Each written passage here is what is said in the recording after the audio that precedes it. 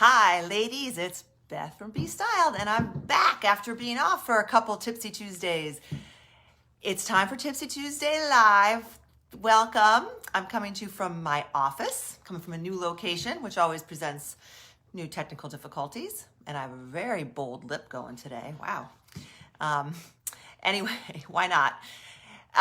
Welcome. Happy New Year. The first Tipsy Tuesday of the year. And if you're like me, you are in your purging and editing and cleaning mode that we all get into, it seems to be at the beginning of the year. You know, get all the Christmas decorations, holiday decorations out of the house or out of the way. And, for me, I just looked around my closet, and that's where I put all the Christmas presents, is in my closet. So it just gets to be completely overwhelming and messy, and and I try to stay on top of it. I teach people how to stay on top of it, so I'm pretty good. But even it gets out of control. You got new things coming in, and now's the time to get it under control. So whether you're starting from scratch or you're refreshing like I am, this is a great time to tackle your closet. During the dark, cold days of winter, at least where we are. Happy New Year. Hi, Laura. Hi, everyone.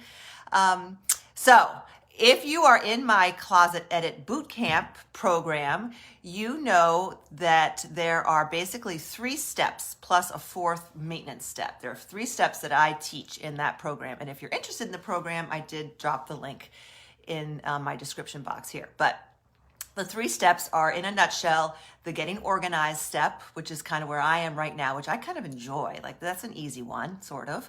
Number 2 is the kind of what I call the low-hanging fruit, or the no-brainers, which is also kind of easier and kind of fun, because that's where you're picking out things that you're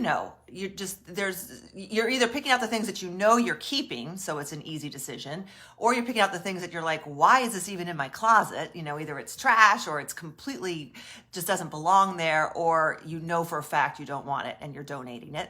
Those easy decisions, those quick wins, that's one of the second step. It's also an easy step.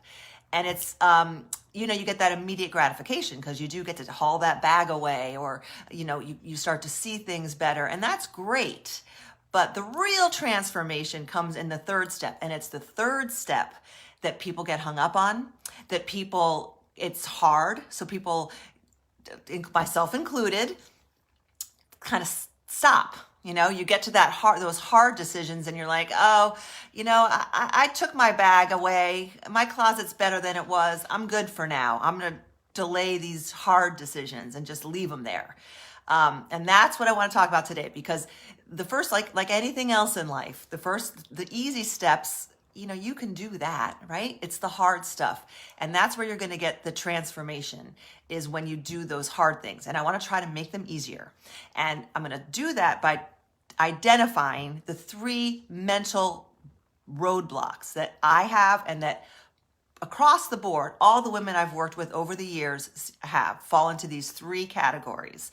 And then I'm going to give you some practical tips to overcome these roadblocks, okay? The first one is fit. Now, there's obviously the obvious question of fit. Does the item fit your body? Is it too big? Is it too small? That's one part of fit. The other part of fit is lifestyle. Does it fit your lifestyle? Does it fit the way you live today, your current lifestyle? Okay, that's the first mental roadblock, fit. Number 2 is the sentimental values, or not in values, the sentimental hang up. Are these clothing? Is this clothes, or is this a memory? Okay, that a lot of times that is a roadblock. That's kind of an easy one, but that's number 2. And number 3 is another very common one, and that's the financial roadblock. The I spent good money on this roadblock, mental block, or the I just bought this, recently, and it's perfectly good, and I again spent good money on it. Those are the 3 things that make it hard to make decisions about whether something stays or goes. Okay. Now, the overwhelming concept, the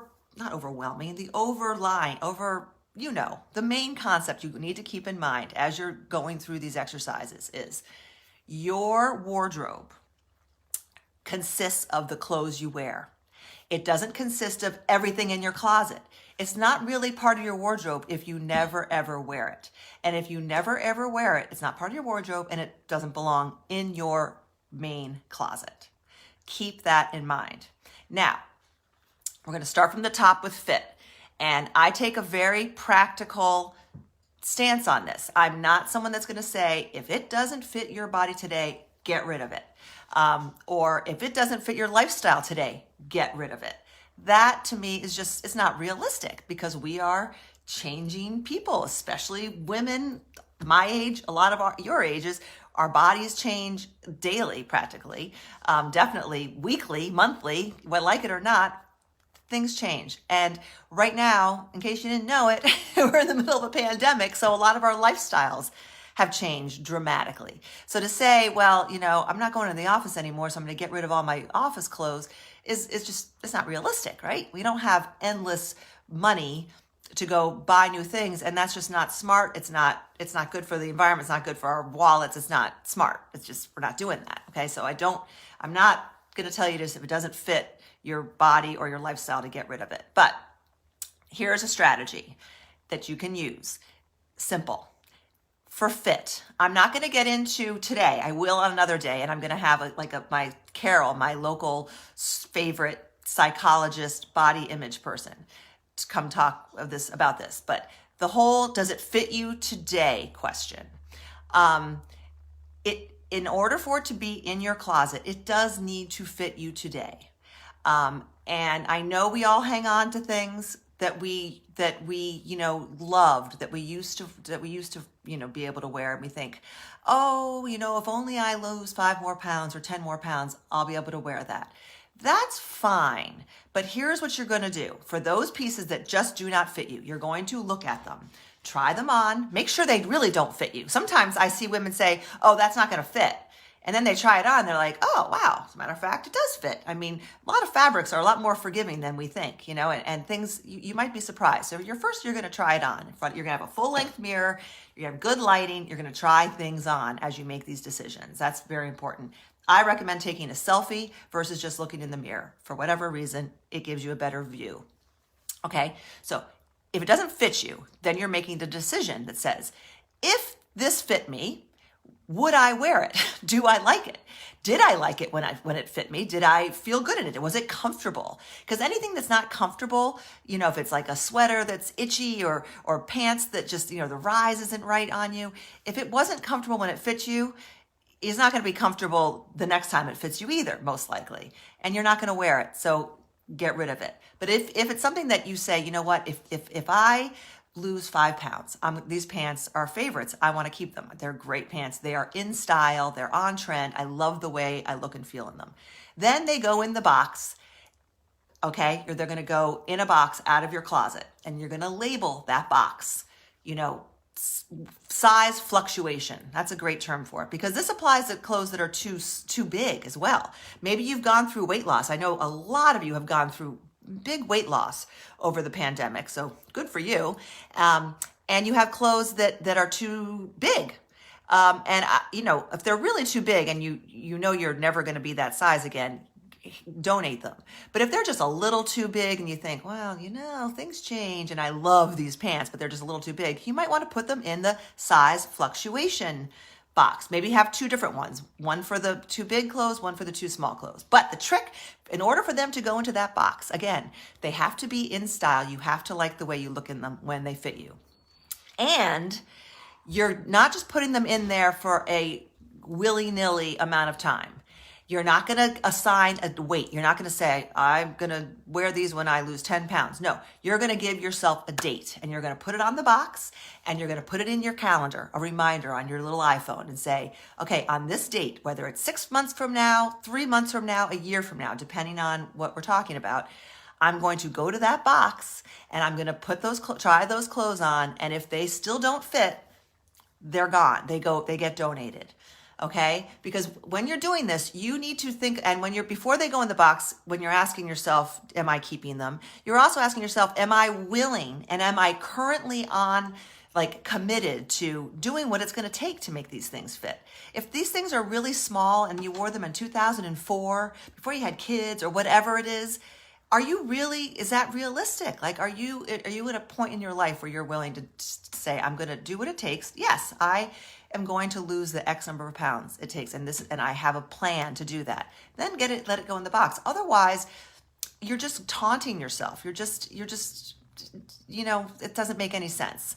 And for those people who like to keep their skinny jeans, or by skinny, I mean their jeans that fit them when they were smaller, doing that is not motivating. I mean, maybe for some people it is, but especially if it's hanging in your closet, something that just doesn't fit you, that you really wished fit you. Is anyone motivated by that? Does anyone change their habits because of something? And if it does, then that's great. But for most of us, it just makes you feel badly, and it taunts you, and then it doesn't really affect your habits. So get it out. Put it in the box if it meets the criteria, or donate it. Okay? So that's your items that don't fit your body today, literally today. Because remember, only things that are part of your wardrobe are things that you can and do wear right now. Everything else needs to go someplace else. Not necessarily out of the house, but out of your actual closet. Okay, so you got your size fluctuation box or boxes. Now let's talk about a huge one right now. This is my personal biggest issue, and that is fitting your lifestyle. Okay, a lot of us used to go out more. A lot of us used to work in offices all the time, 5 days a week. This has changed for pretty much everyone. This has changed to some degree. A lot of you wear scrubs, are nurses, God bless you, and wear a uniform or scrubs every day. And maybe that has changed, or maybe that has put you, in a different mindset as far as your closet goes. So lifestyle is big, but I want you to take the same approach with lifestyle as you did with the size fluctuation, and ask yourself those same questions. If I had a lifestyle that, this item applied to, let's say it's a blazer, let's say it's a work blazer, and you say, when I was working in an office a year ago, 2 years ago, whatever, this is like a favorite blazer. I don't go to an office anymore. I never wear it. Ask yourself, if, God willing, 3 months from now, everything's better and we're going back to the office, am I going to want to wear this jacket? Yes. Then put it back in your closet is my advice, because it's a blazer. Because the other thing about these kind of lifestyle things to ask yourself, if it's something that you do love, and you love the way you look in it, and you love the way you feel in it, and it feels on your body, both the way it makes you feel psychologically and the way it makes you feel like sensory. I know a lot of people have sensory issues with clothing. If it's itchy and uncomfortable and it pulls in the shoulders, that's not going to change, ladies. It can go. But if you like the way it looks on you, and you like the way it feels psychologically and physically, then put it in your closet. If you can answer the question, where am I going to wear this now?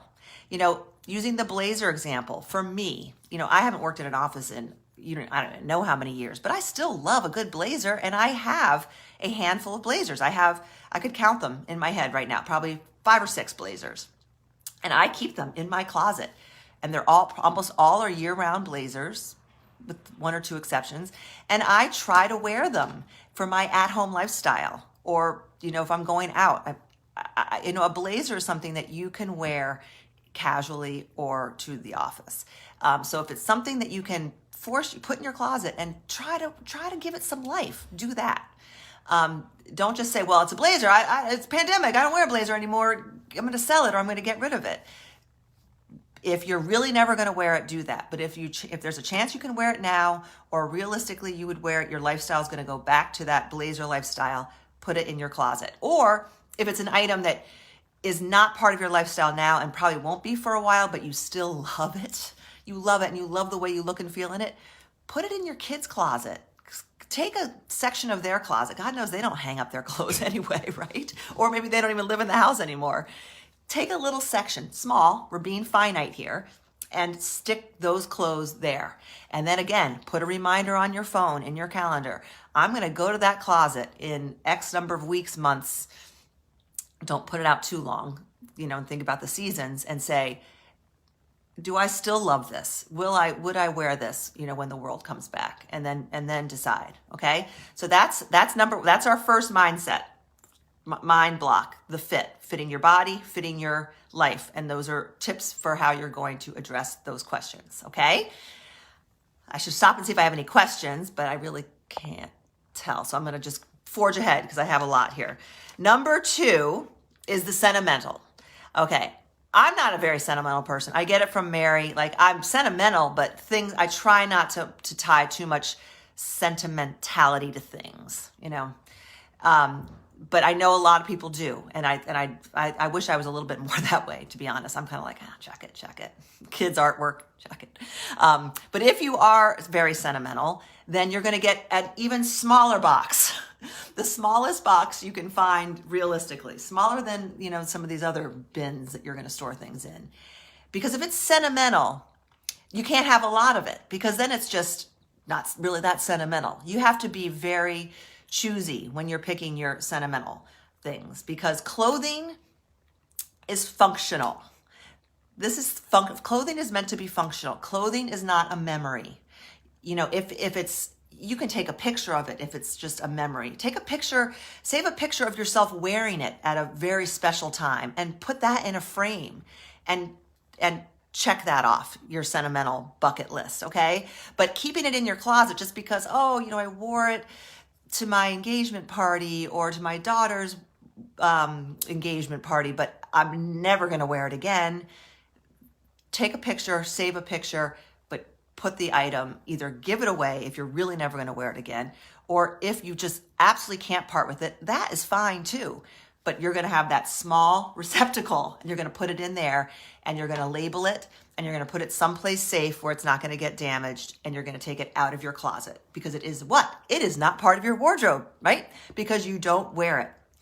Okay? So I'm not telling you to get rid of it all, but you've got to be selective as to what stays and put it in a box and then remove it from your closet. Okay? So that's easy, right? Tell me, is that easy? I think that's kind of easy. I have very few things that fall into that category, but everyone's different, So that's number 2. That's the second mindset roadblock. To review, number 1 is fit, both fitting your body, fitting your lifestyle. Talked about that. Number 2 is sentimental, and you're going to either take a picture, save a picture, frame a picture, or you're going to put it in a small little keepsake box and tape it up and put it somewhere that's not going to get wrecked by the elements. The attic, basement, you know your house better than I do. Okay, number 3 is a big one. It is the financial indecision, when it's a financial issue that we have. And while I'm going on to number 3, I'd be curious. Let me know if any of this is resonating with you. Like, which are these areas that you get stuck in as you're deciding what stays and what goes? Because I know I do. I get stuck in especially the number 1 under fit my lifestyle. That I have a lot of things there that I just can't part with, because I'm like, I want to be going out again soon. I want to be going out of my house more soon, and I love these items. That's where I get hung up. And then I also get hung up on this third one, the financial, that I paid good money for it, or I just got it a month ago, and I took the tags off. I can't return it. If you just got it 2 weeks ago and you're questioning it, return it. I guarantee if it's 2 weeks ago and you have the tags and you're really not you're really questioning it, then return it now. Companies, retailers very few are going to tell you after 2 weeks that you can't return it if it has the tags. I don't know of any. So if you haven't worn it in 2 weeks, chances are you aren't if you just got it. So return it. Bye-bye. You can always rebuy it down the road if it's a mistake, but if it still has the tags on, unless you're like, yippee, I can't wait to wear it, return it. But the real financial difficulty one I'm talking about is the thing you bought and returning's not an option, and it was either something that's expensive. It doesn't even really matter if it's expensive. You did pay good money for it, and you really are like, oh, I kind of wish I hadn't bought it. I really don't like it, but I can't get rid of it because it's so good. Like it's in great shape, and I just bought it. Or it cost a lot. It was a designer purchase and it cost a lot. Either one. This is what I'm going to tell you for that. And I'm going to work really hard to take my own advice. Number one, if it's something that you bought, and I have a pair of jeans in the top of my head, I should have brought them down. Does anyone remember the Zara jeans that I went and bought because they were internet famous? Everyone was on TikTok buying them, and I was like, well, everyone on TikTok is buying them, and they weren't. They were like $30. I'm going to buy them. And I took a couple pictures. I've posted them in my group a couple times. Every time I go to put them on, I put them on and I'm like, these are just not me. Like they're just really high-waisted and really wide-legged and really long, and just they're a lot of jean. And I always change out of them. But I'm like, but I just bought them and I've only worn them once in public. I can't return them. I already cut the hem off. Definitely can't return them. But they nag at me because I was like, Beth, you are a sucker for buying those jeans. Why did you buy those jeans? And why aren't you wearing them? And every time I see them, I just get this. I beat myself up over them. So I'm challenging myself. This is what I would challenge you to do if you have a similar kind of thing. If I don't wear those darn jeans in the next week and put them on and really like the way they look, they're going in the giveaway bag. No question. 1 week. I'm giving myself 1 week to figure out how to wear those crazy, they're not even crazy, those Zara jeans that are perfectly fine, but for some reason I'd never wear them. So I'm giving myself 1 week. Okay, so I would challenge you to do that. The other thing I would say, if it's something that's expensive, something that maybe you bought a year ago that you just don't love, or it doesn't fit you right, it doesn't, and you just never reach for it, and it was something expensive. You bought it at the Nordstrom sale or whatever, but you just never wear it. I say donate it. Or if it's a name brand and you really are going to commit to doing the work and putting in the effort to sell it and consign it, then give yourself a deadline that I will do this in a week. Like make it a small window of time. Otherwise, it becomes a mañana thing, as Mary loves to say. And those mañana things never happen. They don't happen. It'll stay in your closet, and every time you see it, you'll think, oh, shoot, wish I had that money back that I spent on that sweater, jacket, pants, shoes that I never wear. I wish I could get my money back for that. Well, guess what? You can't. Unless you're going to take the time and effort to try to sell it and try to recoup some money, the money is gone. The money is spent. You can't return it. You can't get your money back. So why not, if you either try to sell it, which takes a lot of time and effort, and to me, a lot of times it's just not worth it. Why not donate it, and that person at the Goodwill store or wherever it, your cleaning lady that you donate it to, you give it to as a gift, that they're going to be so thrilled, and you're going to feel good knowing that you're passing on this great item, not your junky junk stuff, this great item, to someone who will genuinely appreciate it. So that's my take on the whole, I paid good money, but I don't wear it conundrum. Okay. Now, let's say you say I pay good money, make good money for it. I do like it. I just never wear it. Well, then what are we going to do, ladies? We are going to wear it. You're going to wear it. You're going to give yourself, just like I'm doing for the Zara jeans, you're going to give yourself a finite amount of time, a week, 2 weeks, maybe a month, and put it in the front of your closet and say, I am going to wear that darn $200 cardigan or whatever, blazer, and I'm going to wear it. And if a month goes by and it's in season and you never wear it, then you know it needs to go. In one way or the other, it needs to go. If you're doing the winter style system, just about anything you own could be fit into any of the prompts that I give you. So make a commitment that says, I'm going to fit this premium item that I never wear into one of my daily outfits, even if I'm staying home. See how it makes you feel. And then when you aren't staying home, you'll be like, oh yeah, I love that item, and I have a new way of wearing it, and I'm gonna wear it. Okay, so those are the three mental roadblocks that I really think we all get caught up in, and that we could take these really practical. None of this is brain surgery, but it does take, you know what it takes? It takes a decision, and it takes a deadline. You've got to give yourself you've got to force yourself to make a decision and not overthink it, not overanalyze it, not put it off. You know, that's what we do. We overthink it, we overanalyze it, and we put it off. We put off getting things fixed, for example. Like, let's say there's something that, you know, you never got these gorgeous pants hemmed. Are you going to get them hemmed? If you're just like, well, I'm never going to get them hemmed. They're never going to fit me if I don't. Then you have a decision to make.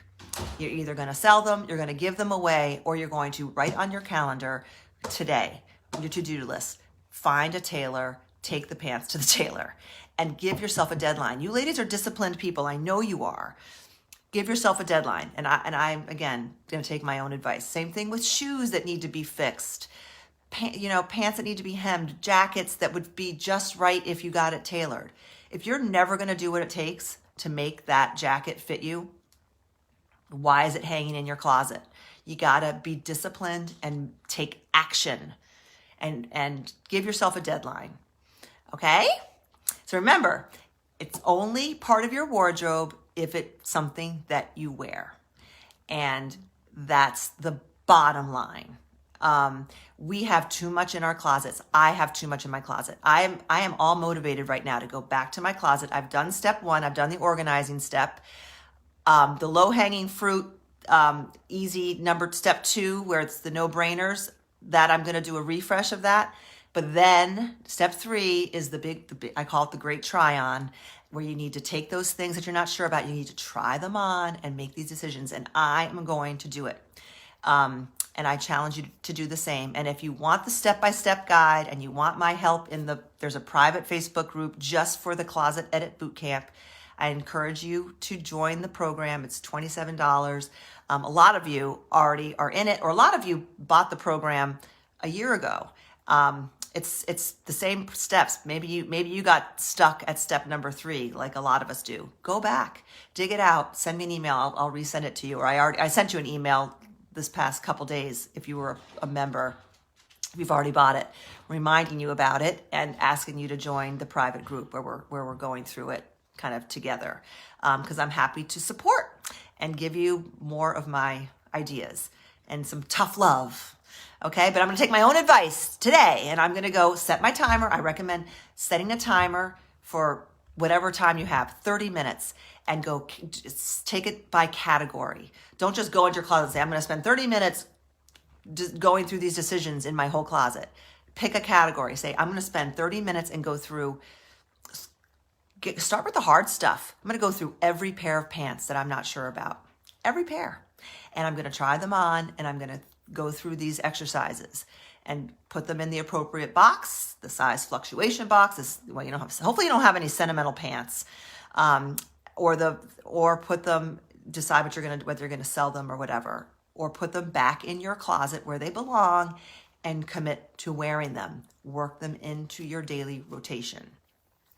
Okay, before I hang up, I'm just going to see if there's any questions. I have several sweaters that were gifts. Oh, gifts. Oh, I didn't talk about gifts. That falls into sentimental. I read Google it. Marie Kondo, famous Marie Kondo, has a great quote about gifts and how we hang on to things that were gifts because we don't want to hurt the feelings of the gift giver. And I can't quote her because I don't remember exactly, but in a nutshell, here's one thing you can do. One thing you can do is if it was your daughter, like I think you mentioned your daughter or someone that, you could put it on and take a picture of it and say, thank you so much, I love my sweater, and send them a text and again as an additional thank you. And then do what you want with it if you really don't like it. I mean, that's one approach. The other thing that Marie says is the act of giving a gift is a message to somebody that you care. Once you have the gift has been given to you. You've sent your appreciation. You have given your thanks. It ends there. You don't have to keep it if you don't love it. Now you might have asked about like if it doesn't fit or you feel bad getting rid of it. Okay. Yeah. So it's from your husband. That's kind of hard. Use your judgment, but, I think your husband will understand, or their husband's not even really going to remember. Or my feeling is if it's a family member and they give me a gift and I really don't like it or doesn't fit, they'll understand if you want to exchange it, right? I don't know, but you shouldn't have a ton of that stuff. You should not have a ton of that stuff. And follow the sentimental rules I gave when it comes to gifts. And Google Marie Kondo's quote about it. I'm actually hemming some pants right now. Yeah, that's a drag, but it's got to be done. Lifestyle for Laura is the toughest. I always think I'll miss it at some point. Exactly. And you know what you can do, Laura, there is, because I'm the same way, is put it in that separate closet, out of your main closet, and see if you do miss it.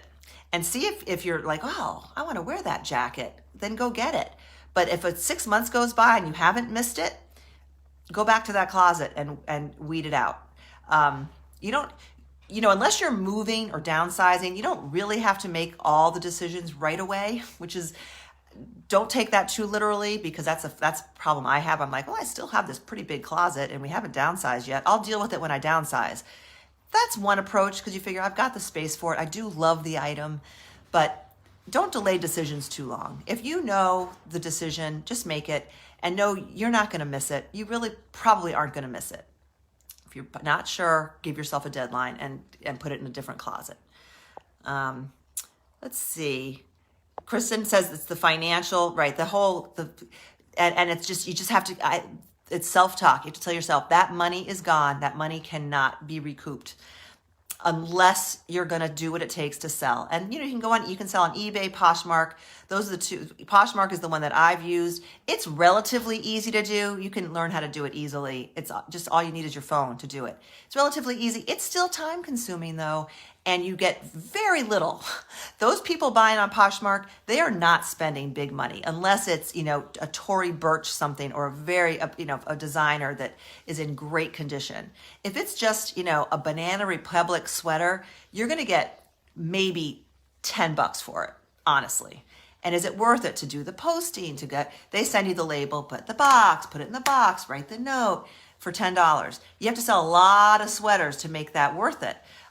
Versus just getting the joy of knowing that somebody is going to get this Banana Republic sweater that's in good condition and say, it's how thrilled and how it could change their life. It's not going to change your life to get rid of it. It could change their life to get it.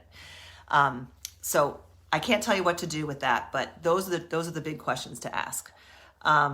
Catherine gets stuck on lifestyle. I'm right with you, Catherine. Better days are coming, ladies.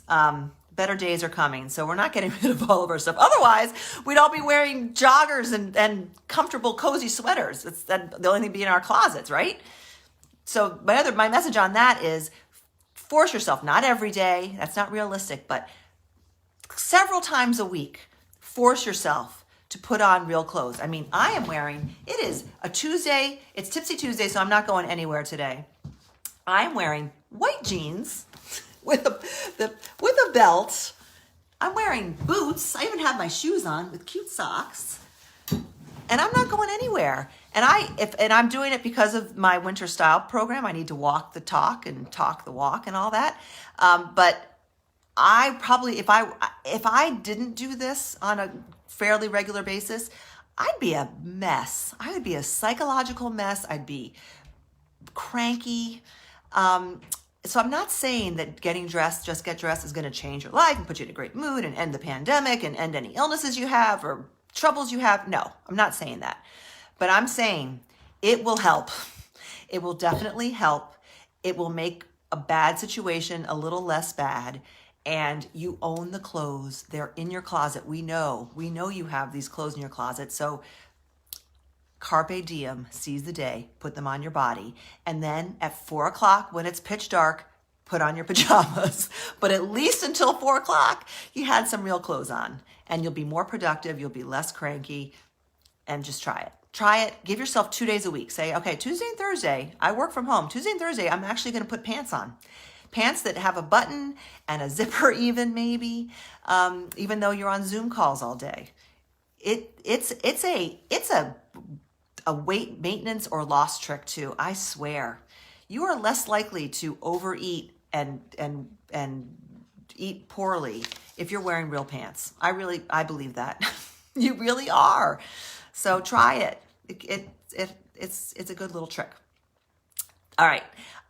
Next week, I'm gonna talk about the actual questions to ask yourself. And there are a lot, you can Google this. There's a lot of common questions. I have some practical but somewhat different questions that I would have you ask as you go through these questions, each item, as you try things on. But the 3 mental roadblocks are the things I want you to work on as you go through your closet. Okay. And even if you're not doing a closet edit, even if you're just getting dressed every day, when you pass things over, ask yourself, why am I always passing that thing over? Which roadblock am I falling into? And what can I do to eliminate that from my closet or wear it? Because one more time, ladies, it's only part of your wardrobe if you actually wear it and feel good when you wear it. Okay. So that's my message for today. #JustGetDressed. Have a great day, and I'll see you next Tuesday at noon. Thanks for being here. Bye.